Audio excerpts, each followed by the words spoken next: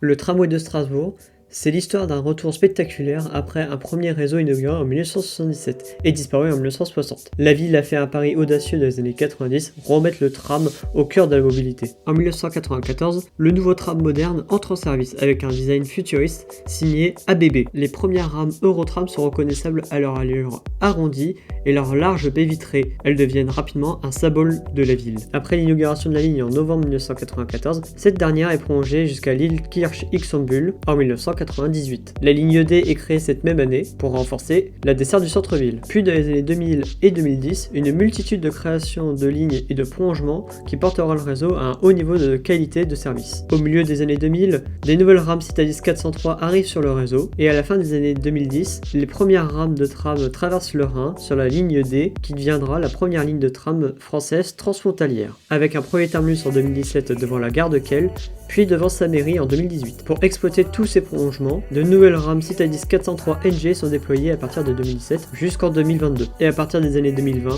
c'est la conquête de l'ouest strasbourgeois avec l'extension de la ligne F jusqu'à l'arrêt Comte dans le quartier de Königshofen, puis 5 ans plus tard jusqu'à la commune de Wolfsheim. En ce qui concerne l'avenir, de nouvelles rames sont déjà arrivées en 2025. Un prolongement de la ligne C au nord vers Schätigheim et Bischheim est prévu au début des années 2030. Un quatrième dépôt est aussi à l'étude. Plus qu'un simple moyen de transport, le tram de Strasbourg est devenu un véritable fil conducteur urbain, reliant les quartiers, modernisant la ville et préparant la mobilité de demain.